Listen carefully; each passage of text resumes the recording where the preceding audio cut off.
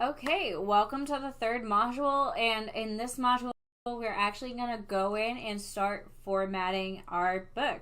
So for most of this module I'm going to be using my book Meet Me at the Summit as the reference. You may also see me mention another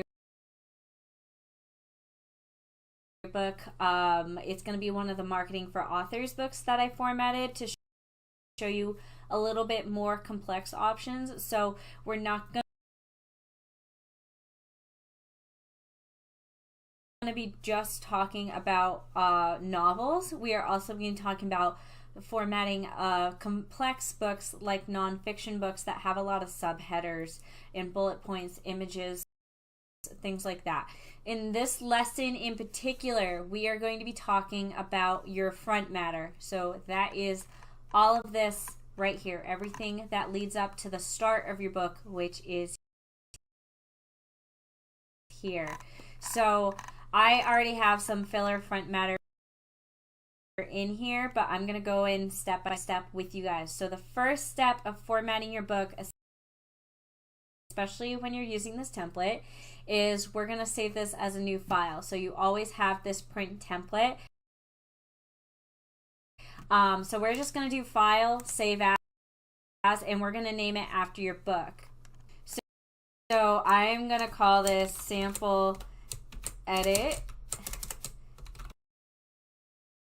just so you guys, so we have this now saved as Sample Edit. If it's you, I would go ahead and name it after your book.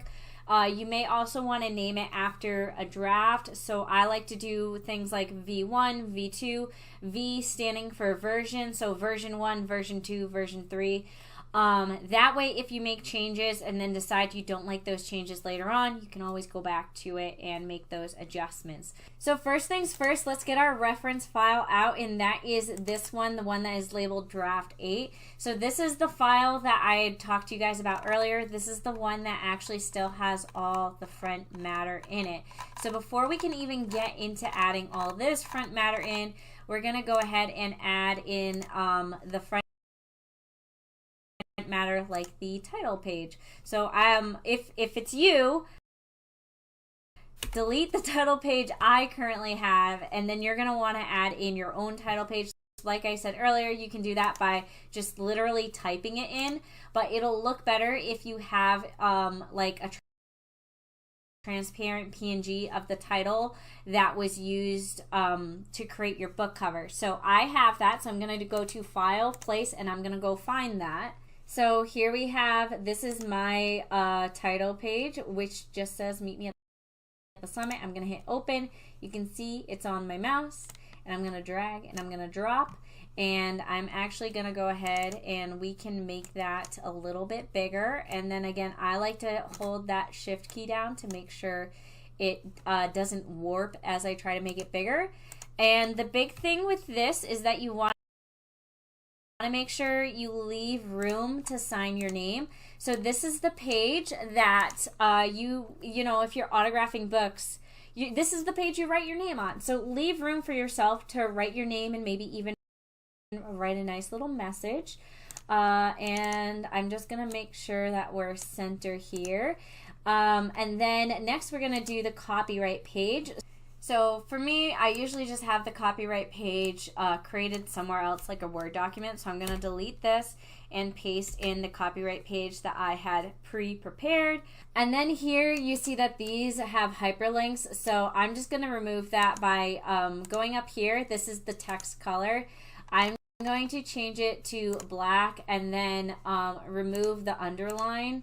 And that makes it look like everything else. That way it doesn't look funky. So then you can also just hit Control A to highlight everything in this text box, and then you can go over your paragraph styles and you can assign front matter, or in this case do the one where we hit clear overrides, and then we have our front matter. Sometimes with the copyright page, I don't like having the text as big as everything else, and sometimes I make it much smaller. But that is a personal preference sort of thing. Some people like their copyright pages centered like this. Some people like it left aligned, and then when they do it left aligned, they also sometimes like to put it all the way at the bottom like that. Honestly, it's up to you. Whatever you feel looks good. I like it centered like this, and sometimes I like it when it takes up more space, so I'll go ahead and mess with the leading in that case. But do whatever you feel looks best. There's a bunch of different ways you can do your copyright page. But big thing, make sure you have your ISBNs. I put in the ISBN for my paperback and my ebook because I use the same copyright page for both. That way I don't have to worry about mixing them up.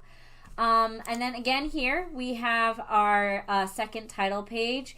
And again, if like I said earlier, you can also add in your publishing house logo. I personally just like to add in my name. You can also add in subtitles, whatever you feel looks best. You can type it in. You could do what I did and put in a PNG. And if that's the case, you just do file, place. You get the idea. So referencing our Word document right here, we know that next we want our dedication. So I'm going to just highlight and copy, and I'm going to paste that in. So I'm going to go ahead and we're going to add in a page right after this one. We're actually going to add in 2 pages. So now we have that blank spread, and I want my dedication on this right hand side here. So I'm going to create a little text box like so, and I'm just going to paste in the dedication, highlight it, and then do the front matter like that, which looks lovely. And I'm just gonna do it in italics because I feel like dedications always look better in italics. And I'm also gonna edit this character style because that needs a little more space. There we go. It should be set to 18. All right, so that looks good. So next thing that I need it as my front matter is this also by page. Now, I'm actually going to put my also by page right here on this left hand side. So again, I'm just going to create another text box and then paste it in, highlight the whole thing, and then do, and then apply the front matter style. And then I'm just going to go ahead and make sure that my book titles are in italics. So we're just going to do that really quickly.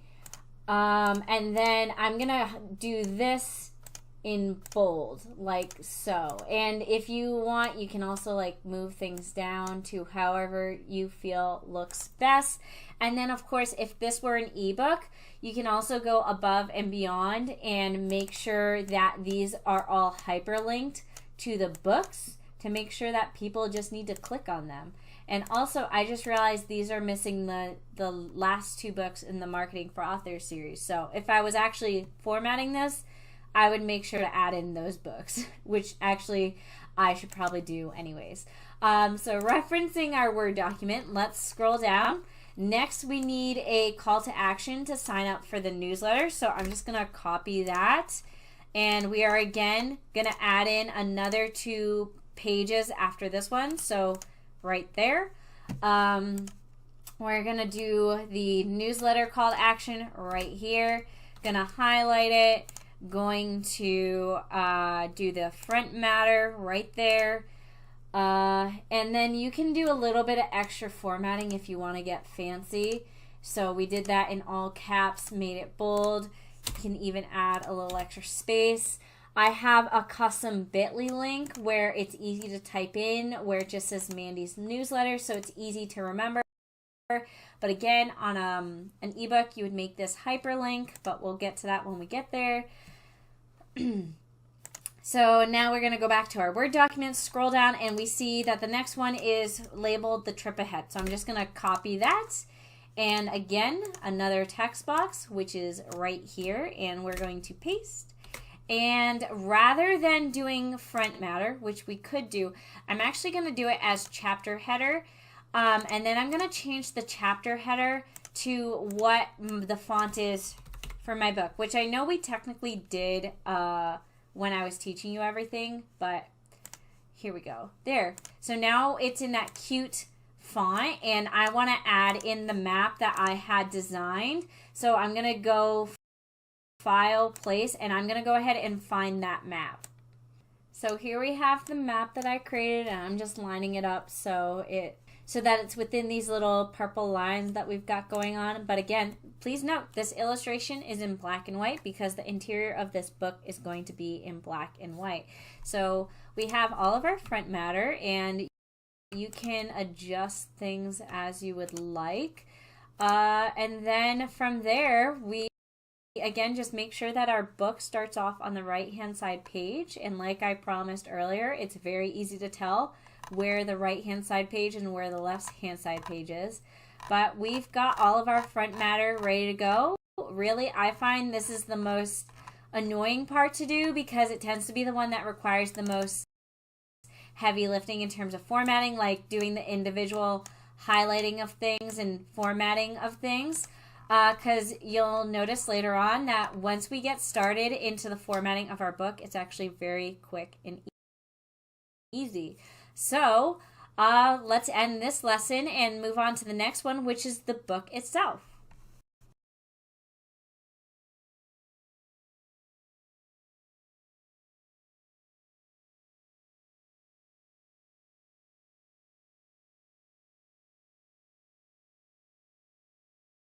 Okay, so let's get to format.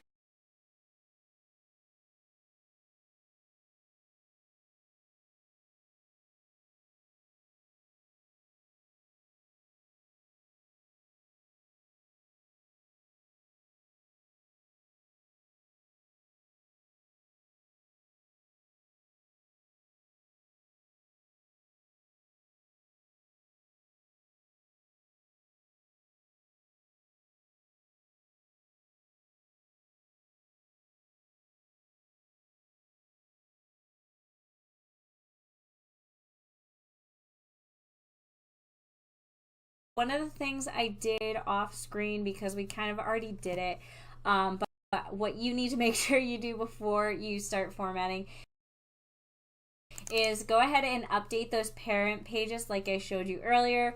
So I obviously have the ones already set to go for Meet Me at the Summit for the right side, the left side, and then the chapter pages with my name, the title, and the page numbers at the bottom. So we are at the beginning of our document. What we're going to do, like you guys saw me do earlier, we're going to hit delete on this, and we are going to place our manuscript in. So this is a little bit of a repeat, but I wanted to show you really step by step exactly what I do to format manuscripts.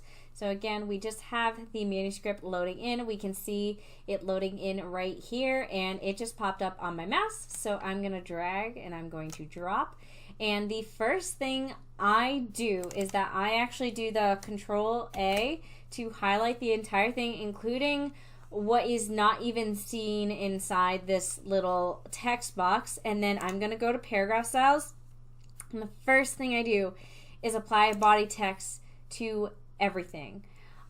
So as you can see, I don't know why this error happens. This literally only has happened with my manuscript is after I apply the body text, this little error for the text pops up. This shouldn't happen to you, but if it does, no worries, because we can override this later. But now we have everything formatted to our body text except where this little error is going on. So to continue, I'm going to make sure I'm clicked onto the page we're on now, and I'm going to click the Create New Page. And as you can see here, we have the parent page A applied, which is why even though there's no page right here right now, that art is popping up. So I'm going to make sure we're clicking on page number 2, and we're going to right click and we're going to hit apply parent pages, and we are going to do the chapter page one with our headers and footers that are appropriate. So now we can do what we did earlier. We can click this little red plus button. We have the rest of the manuscript attached to our little mouse.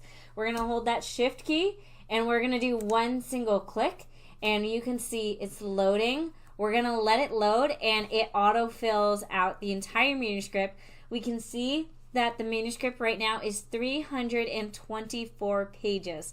So that for this book and this length of book is perfect. But if you did this and you realize it's 600 pages, that's your cue to stop, pause, and figure out how you can get your pages smaller. Because odds are we're probably going to end up adding a few extra pages as we go through with our formatting. So you either want to consider making the font size smaller, changing the margins, and if you do end up changing the margins, honestly, just click page number 2, highlight the whole thing, hit delete, and basically change your margins and then re-plop all the text into the boxes. It'll save you a lot of time, because if you didn't delete all these current pages, so let's do that real quick right now. Let's say we wanted to change the page size. You would have to go through all of these. So let's just change it real quick right here. Change this to 6 by 9.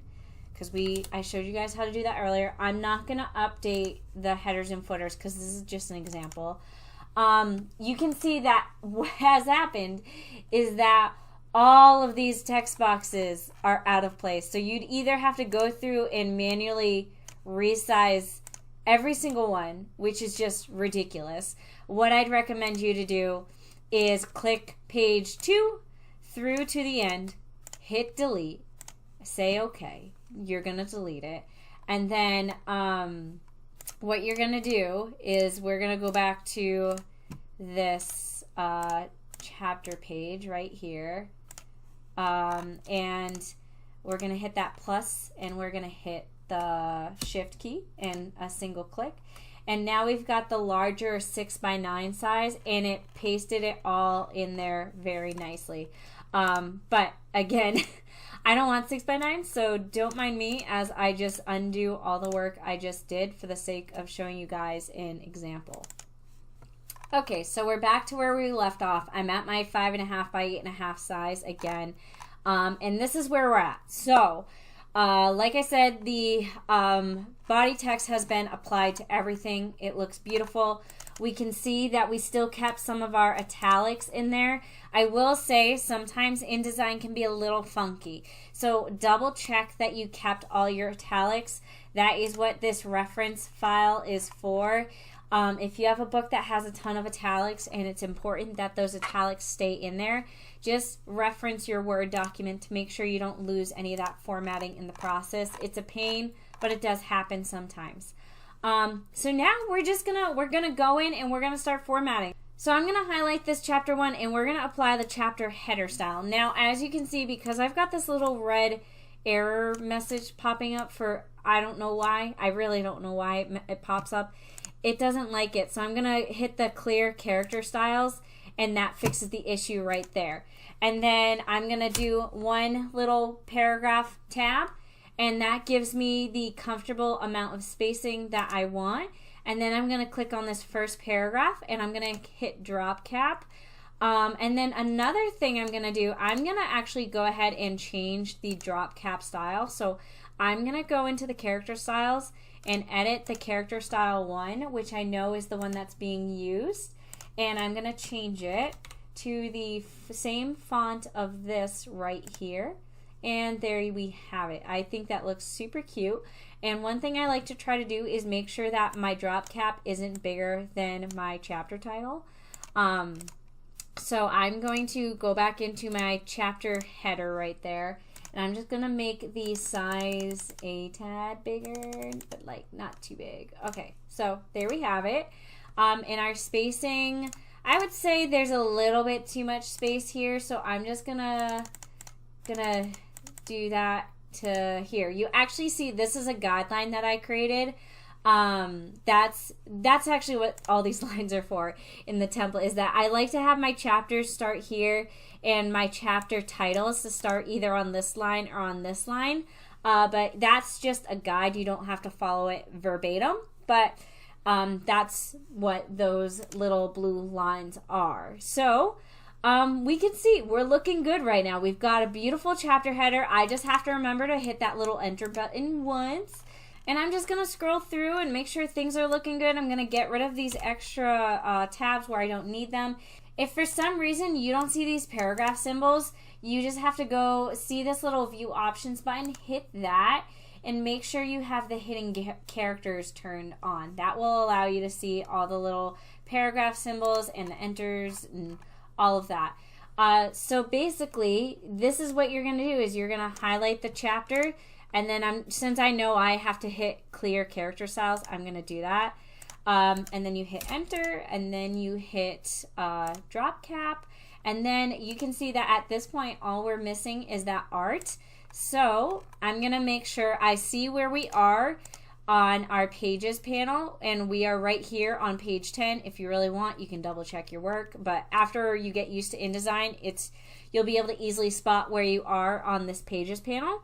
So make sure that is highlighted, right click, hit apply parent styles, and this time we are on the left hand side, so I'm going to do the chapter left like so, and there we have our art. Now you can see right here something's up. This, like the letters aren't supposed to be touching the mountain, so we can see something's off. Now initially you may be like, oh, is the illustration off? But the illustration for the right, you can see the mountain is just barely touching that blue line, and it's the same for the left-hand side. So the parent pages are not the issue, it's the formatting itself that's the issue. And you can see right here, here's the culprit. We have this little extra enter, so we're going to delete that, and then that pushes this up, and now you can see that it's perfect. So basically that's what we do, is that we just go through and we find our chapters, we assign our chapter headers, and then we assign our drop caps. And you can choose to do this in stages. So if you want, you can do all the paragraph styles first and then come back and find your start of your chapters and then apply your parent styles later.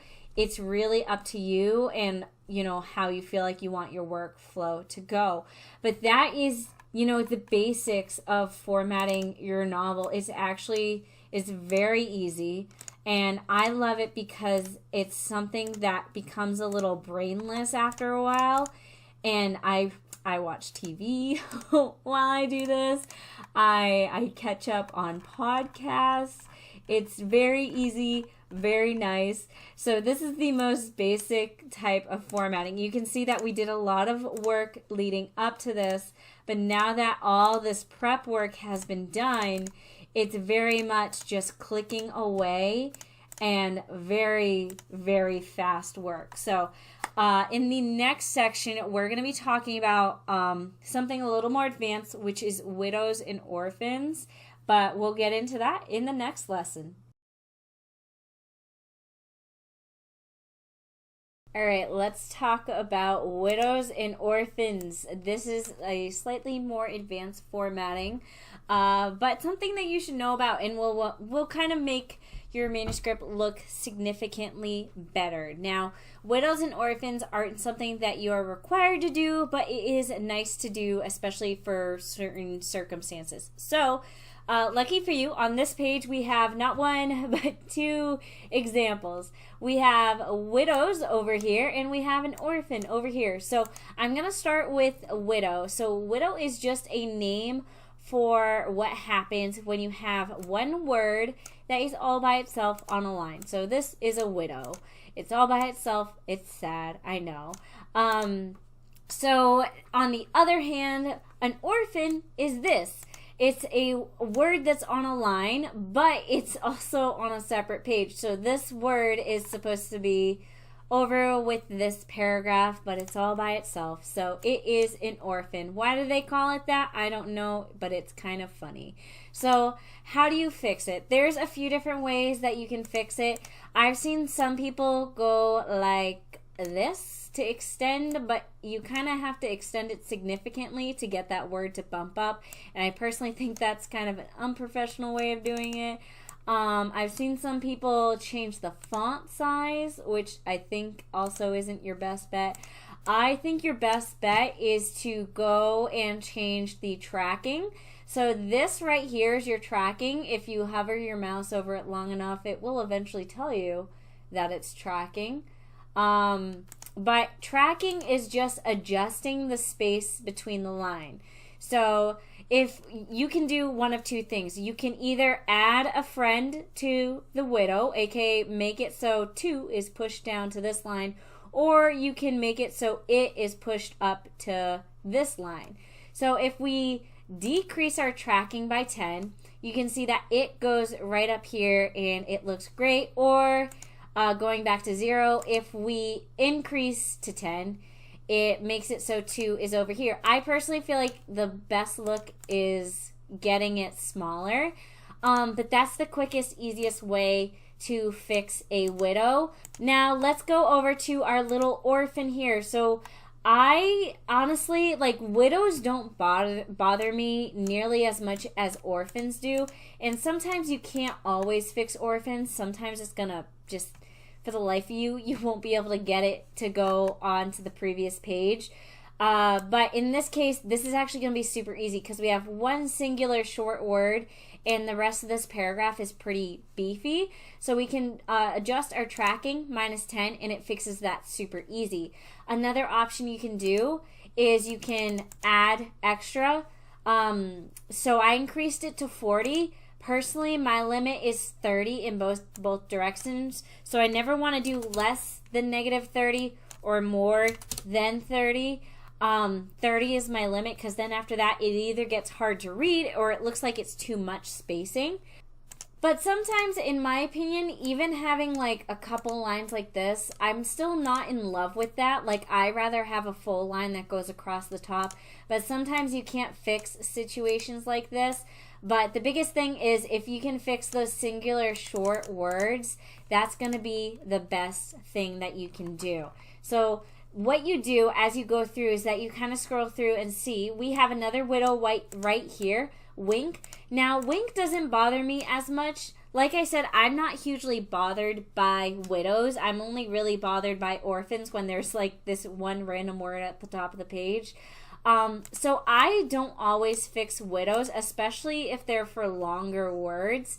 Wink, it's 4 letters, so it's not a big deal. But as you can see, we can easily fix it by decreasing the tracking by 10. So this is just kind of something you do as you go through your manuscript. You see we have a scene break here. We'll fix that later in the next lesson. We have another widow right here. As you can see, widows are way more common than orphans. I decreased it by 10. That fixed it. Again, I feel like widows aren't as big of a deal to fix as the orphans are. It used to be a much bigger deal back in the day because when they were printing newspapers, they paid much more attention to it, because if they could get rid of widows like this, then they could also save money on printing costs. Like, if you do this enough throughout your book, you can eliminate entire pages. But here we have chuckles. Chuckles, that doesn't bother me. It's a decently long word. It doesn't look stupid to me, so I'm going to leave chuckles as it is, because this will be probably the most time-consuming part of your formatting. Carefully, that's fine. Again, I'm only looking for stuff that just looks odd. But honestly, it doesn't look too bad. Into, that doesn't look too bad, but let's see, can we fix it easily? We can fix it by doing -30, but that doesn't look great. By doing 10, that looks better. Let's keep it at that. We want to fix go, so we're going to fix that real easily. You can see, you know, you just kind of got to go through. But yeah, so that is widows and orphans. As you can see, we encountered way more widows than we did orphans. Here's another widow right there. That is easy to fix. But honestly, the only things that you really want to look out for is orphans, especially when they're on the end of a chapter. Like, sometimes if I end up with a sentence all by itself, I will go through the entire chapter to try to figure out how to get a sentence on the rest of the page rather than hanging all by itself. So sometimes if I see like a really beefy paragraph like this, I will kind of adjust to save a line so then I can get a line down here at the end of the chapter. So that's just all just editing your tracking. This is more fine-tuning of your manuscript. I like to do this as I go through and I edit this stuff at the same time. So when I'm editing all the paragraph styles, I'm also going through and keeping an eye out for my widows and orphans at the same time. So like we have an orphan right here. I know it's 2 words, but to me that looks really stupid. So I'm going to highlight the entire paragraph, and I adjusted the tracking -10 and it fixed it right there. So that is widows and orphans. Next up, we are going to go into the more advanced formatting. And we're going to hop into one of my nonfiction manuscripts so we can talk about subheaders, bullet points, charts, scene breaks, images, and maps. So I will see you all in the next lesson. Okay, so let's dive into the more advanced book formatting. So to do that, we are in the manuscript for Plan a Profitable Book Launch. This is one of the books in the Marketing for Authors series. And as you can see, it's a little more advanced in here. There's a lot more going on. So this is actually for the ebook version. Bethany handled the formatting in Microsoft Word for the print version. And then for this, we decided like, oh my gosh, the formatting is gonna need to be in Adobe InDesign. So that is why we have it in here. So I'm going to be showing you all these different more advanced things that you can do. So let's start off with subheaders. So we've got a chapter header right here, but then down here we have subheaders. So in this case, you can see my subheader. I called it sub H1. That is this. So this is fantastic. So you can always make sure that all your subheaders have the same formatting. And you can see we've got a lot of different things going on here. We've got the body text, the first line, which is this line here, the front matter, the chapter, which is this here. We've got caption. That is when I have photos in the books that had a caption in them. We've got the subheader 1, that's this, table of contents, Mandy tips, because at the end of every chapter there were tips. And actually in this case it was Bethany's tips, but I didn't rename it. But there is separate formatting for that. We have quotes that we did separate formatting for, and then all of these that have these little icons, these are paragraph styles that were automatically imported when I put the manuscript into Adobe InDesign. So these are paragraph styles from Microsoft Word. So you can see that when it was in Microsoft Word, the formatting was all over the place, which is why we brought it into Adobe InDesign to make it much cleaner. So we have 1, 2, 3, 4, 5, 6, 7, 8, 9, 10 in InDesign, and then 1, 2, 3, 4, 5, 6, 7, 8, 9, 10, 11, 12, 13, 14, more than 14 because I lost count. But you can see there's way more styles, and you want to make it as simple as possible when you're formatting your book so it's as clean as possible. So let's talk first about the subheader. So what's going on in the subheader? Let's edit it so we can see. So the subheader's Times New Roman, it's bold, it's all caps, as you can see. But most important, we've got spacing in between the previous paragraph and the next paragraph. And that spacing is 0.2, 0.2. And that's super important because that makes the spacing consistent throughout the entire book. So when you're doing subheaders, you can create these paragraph styles to make your book as clean as possible. We've got the same subheaders all throughout. You can click on them and you can double check, and they're always at the sub H1. And then we have over here bullet points. We can see that it's body text that's been modified, and that's been modified because we added these bullet points. Your bullet points are right up here in the right hand corner. And then you can do lists, like listed out 1, 2, 3, 4, that sort of thing. We can change that to a list as well. I'm going to keep it at the bullet points. And then we have another subheader. This we have another set of bullet points, but obviously in this case you have to go in and you have to manually bold these first words. and that will make it look clean. You can see we did it again here. So this is why you will see people charge more. Like if you hire a professional formatter and you're wondering why they charge more for nonfiction formatting, this is why, because this formatting one chapter in a nonfiction book takes significantly longer than it does in a fictional book. And then you can see here, this is the bonus tip from Bethany, which is why we have the tips paragraph style right here. Let's keep scrolling. Even right here, I will note this first line, this right here is manually done. So when we apply the first line, it just gets rid of that indent. So if you want to make it look fancy like this, you have to highlight those first 3 words and then choose that bold italic option, and then also choose the all caps option. So let's keep scrolling through until we see, yes, here we go. So I have right here photos, quite a bit of photos actually. Now, as you can see, the photo is very blurry, and that's just the display in Adobe InDesign. You can adjust that in the settings, but I just keep it that way because it makes my computer run smoother. Like, it doesn't require as much RAM. So know that when you see a blurry photo in Adobe InDesign, it probably won't look that way when you export it, but always just double check your work. But it's super easy to add photos, so I'm just going to add a sample photo right now. So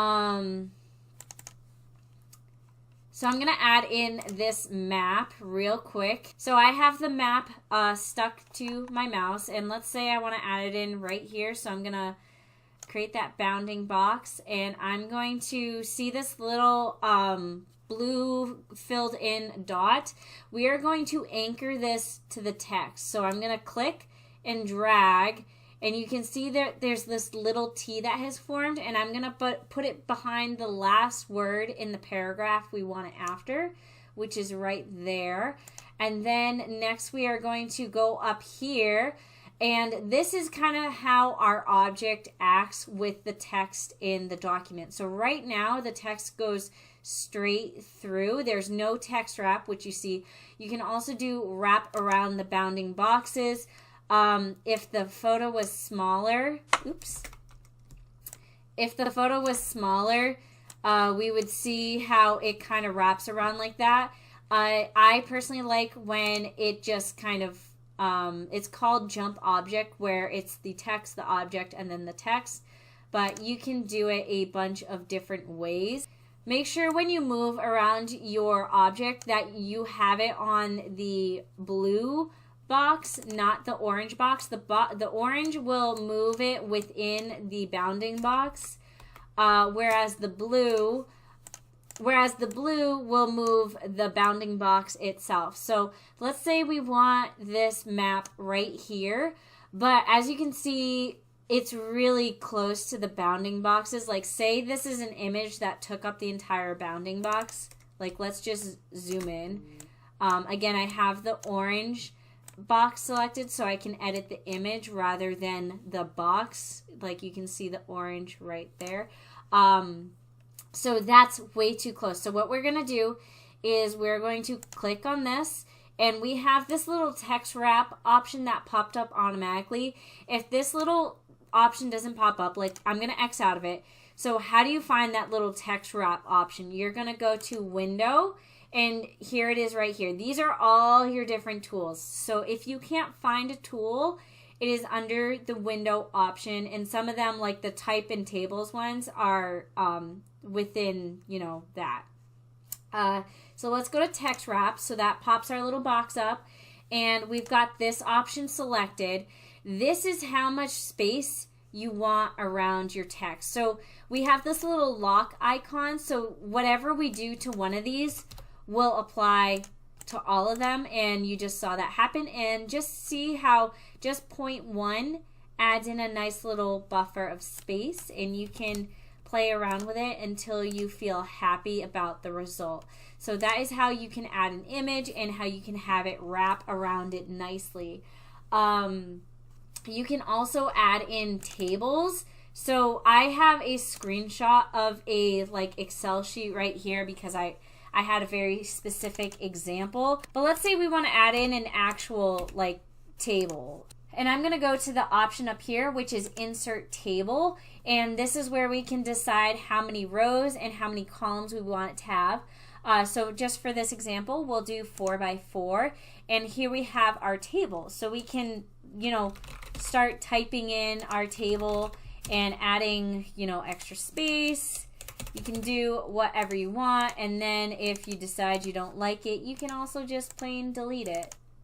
I'll tell you later on how to do the images when we get to the ebook module of this course, but for now, this is all just talking about print formatting. So again, if we're doing print formatting and we see this image hanging like this, we are going to, so right now it's anchored. So we're going to first need to unanchor it. So to do that, we right click and we go to anchored option and we hit release. So that allows us to take this image and put it on the next page if we wanted to. So there we have the image on the next page. And then I'm just going to scoot it up. And then we are going to go back to that text wrap option. And I want more space underneath it. So there we go. And that looks much better. So that's how you mess around with the spacing. We do not want to do things like that. That is, like, you can do it, but things will be much cleaner if you just learn how to add the spacing in properly. So let's go back to my book, Meet Me at the Summit, and let's see if we can find one of those scene breaks, because I'm going to show you how you can add a scene break into your book. Okay, so here we have a scene break. This is just how I put it in as a filler when I was writing my book. There's a bunch of different ways you can add in scene breaks. My personal favorite way is to go into Type, Insert Special Character, Symbol, and then you actually see this section symbol, that right there. And then what I have is I have a special paragraph style that I created called Scene Center. And I designed that specifically for this little symbol. And then I'm going to get rid of this little extra paragraph symbol. And then we have this beautiful spacing. So we have this scene break right here. And if you look, all this scene break is that it is Book Antiqua, regular, size 20. And then there's no indent, but there's 0.25 space before and 0.25 space after, and it is center aligned. That is all it is. So that is an easy way to add a scene break. And then obviously the next thing you would want to do is hit no indent on that. And then if you're feeling really fancy, you can highlight these first 3 letters, set them to all caps, and then maybe even italics. And if that's how you want to start all your scene breaks, you can choose to do that. That is more a stylistic choice. Another way you can add scene breaks is we're actually going to go ahead and we're going to delete this. And then we're going to modify this no indent section. And we're going to manually add in our spacing. So let's change the spacing to, let's do 0.7 and see how that looks. So that is a decent chunk of space. So what we can do here is if you want something very specific as a scene break, we can go ahead and place that in as an image. So File, Place, and we're going to find the image that we want to insert. So in this case, I'm going to select a little VW bus, and I'm just going to put that right there. Now the one thing is that if I was actually doing this, I would want to make sure this was in black and white.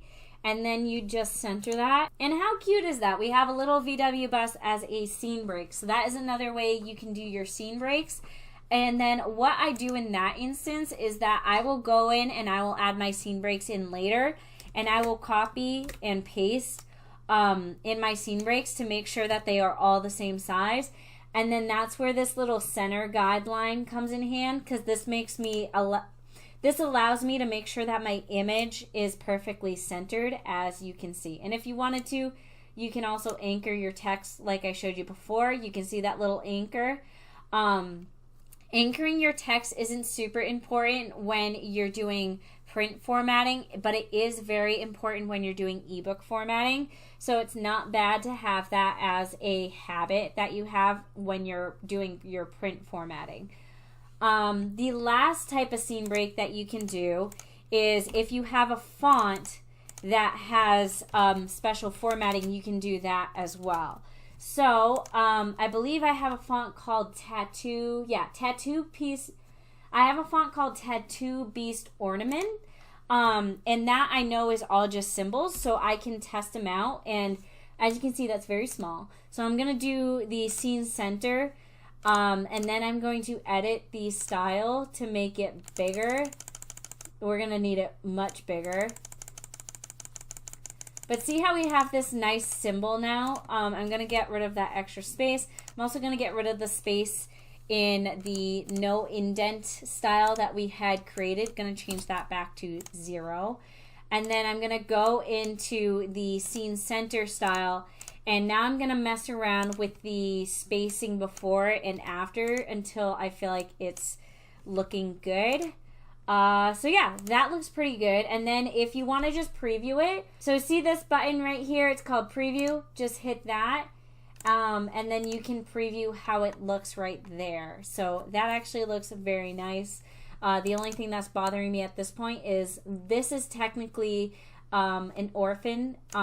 So you can either add more words to it, or you can see if you can fit it onto the other page. I actually think in this case it might work better to add more words to it so your words aren't super squished.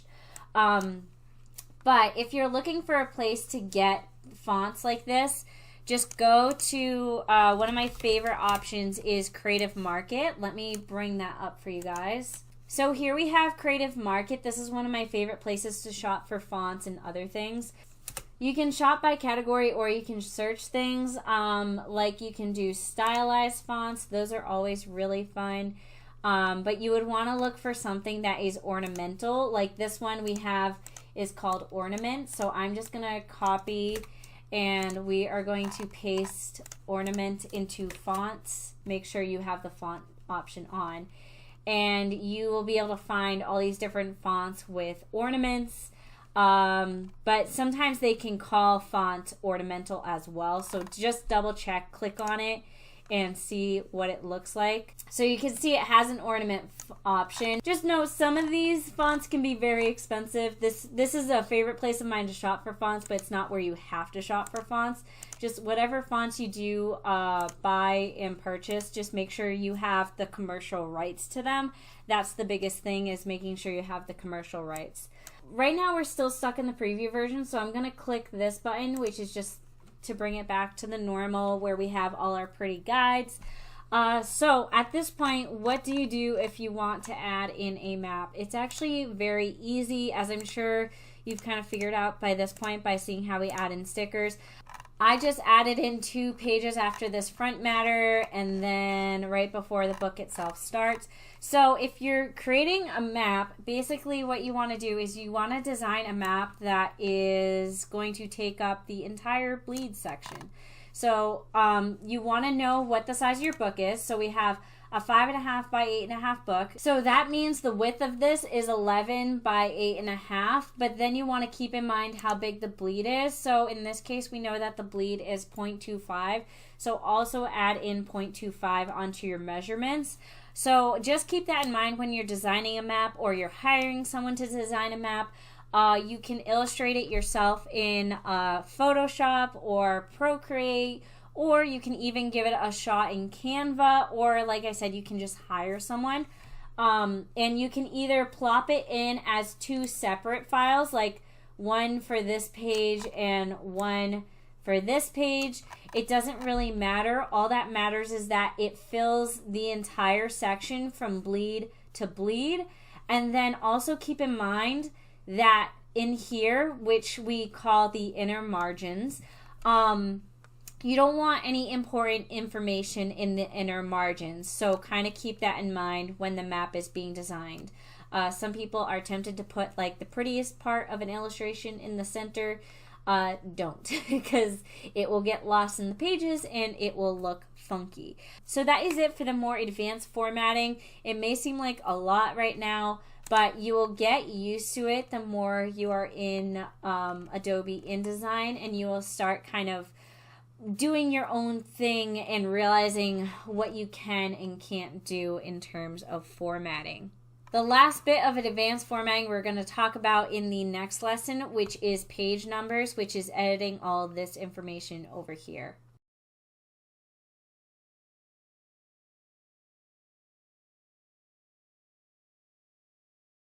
You can honestly, all right, let's talk about page numbers, because so far you can honestly get by without this lesson if you always use the template and you don't ever want to change anything.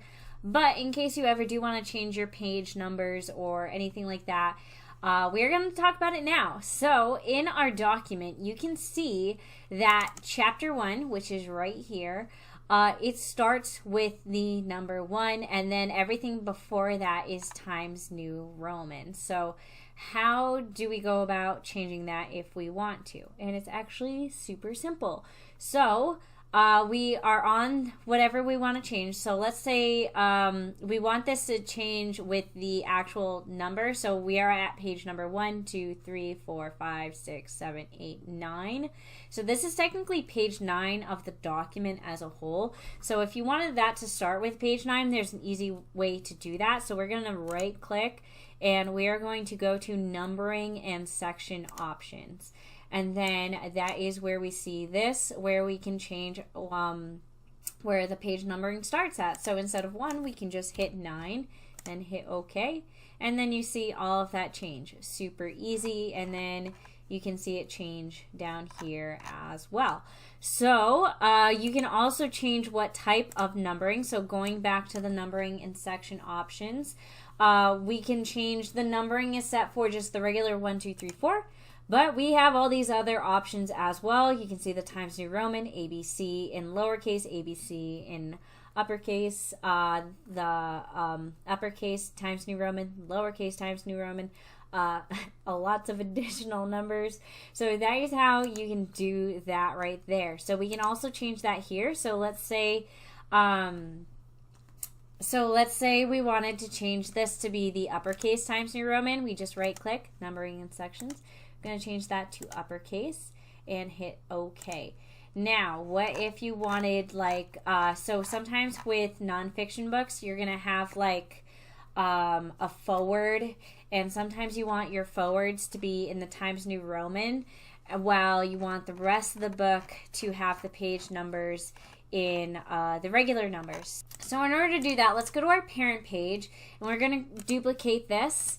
And we now have this new parent page, and we are going to go ahead and change the name of it to, I don't know, we're going to change it to forward, because if we're doing a nonfiction book, that's what it would be called. It would be the parent page for the forward. And we're going to put that all the way at the top.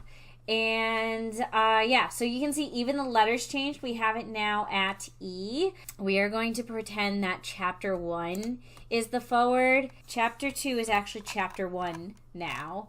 And then chapter 1 we're going to label as the forward. Okay, so then let's go ahead and do our new numbering section options. We'll do it as the little Times New Roman.